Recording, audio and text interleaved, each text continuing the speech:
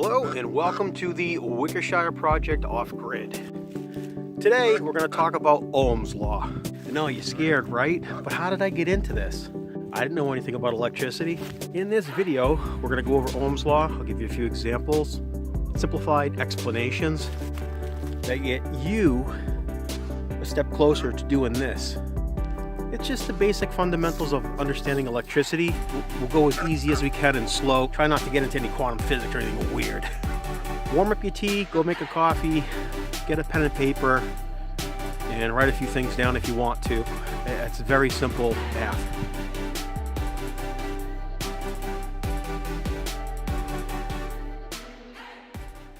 I use Ohm's Law in my daily life out here in order to service electricity. Learning Ohm's Law is going to help you understand solar panels. It'll help you understand how batteries work. It'll let you understand how AC and DC voltage functions. So in this electrical series, we're going to go over topics explaining components.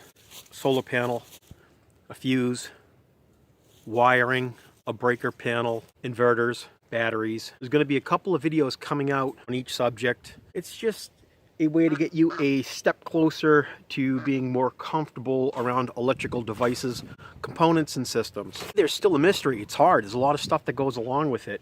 But just having this basic knowledge really gives you an upper hand to being part of the conversation and having a little more confidence in it. All right, so let's get into it.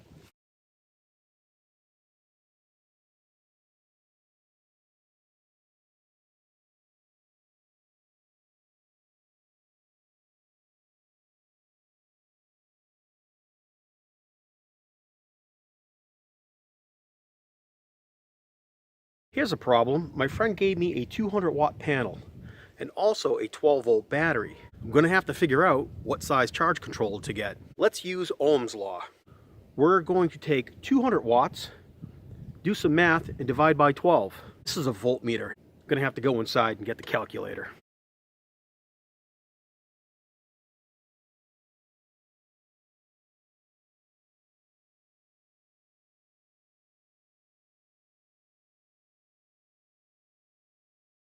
We found out that it is 16.666666666666666666666 amps.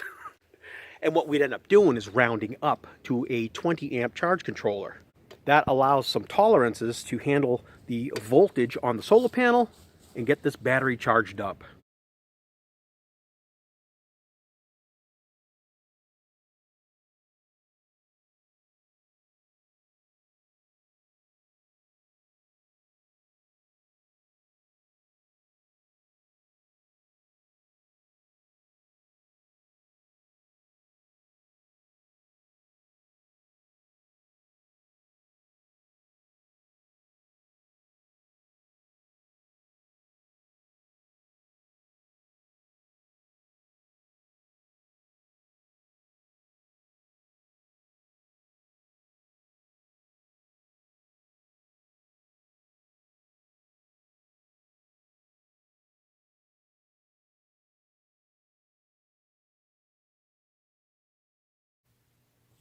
Okay, so we're going to explain how electricity travels.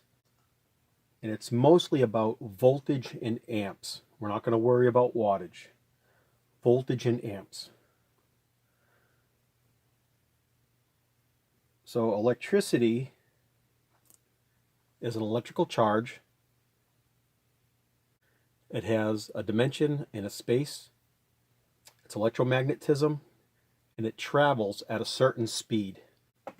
So to visualize this, we're going to use a highway and cars.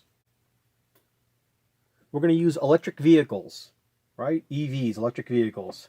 So these cars are on a 12-lane highway, so 12 volts. Just try to follow with me visually here. So we have 12 lanes of traffic. Now, because they're electric vehicles, they can only travel so fast. I'm just going to keep this simple. So we have an electric vehicle, energy. This car, this electric vehicle, is traveling up 12 lanes of traffic, and there's a couple of them.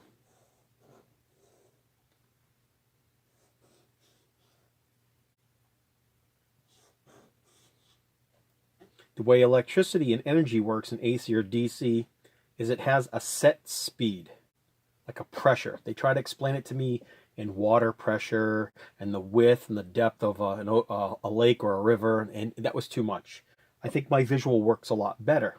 So we have a set determined. We know that electricity flows at a set speed, or oscillates or vibrates at a set speed. It travels. This is going to represent 12 volts, 12 lanes of traffic, and electricity being a set amount. Because it has a set amount, it can only go so fast. If you add 12 more lanes of traffic, now we're in a 24 volt setting, there's that much more room on the highway.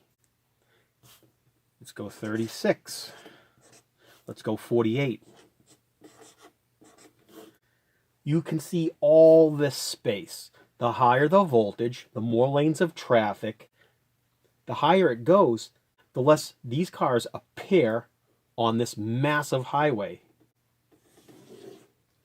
In 12 volts, they've only got this many lanes to get around each other and travel. This is congestion. This is what they call pressure. This is congestion. But as you add the lanes on, so again, what that would look like if we have 120 volts.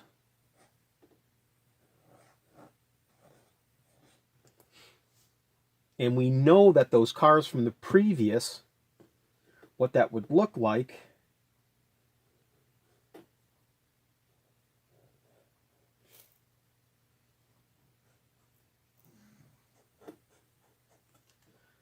because it's so far, it looks like there is less of them.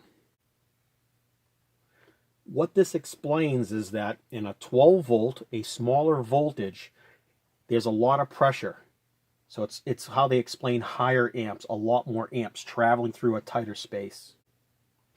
In a higher voltage setting, those set number of speed, those set number of electric vehicles have all this room. And it appears that there is a lot less cars traveling in a much greater space. Does that make sense? So the higher the voltage, the more freedom these vehicles have to travel. So in appearance, it looks like there is a lot less of them. So as you raise the voltage, the amps drop down. That's how it works. The higher the voltage, the less the amps. The smaller the voltage, you know, that congestion, the more amps, the more the pressure.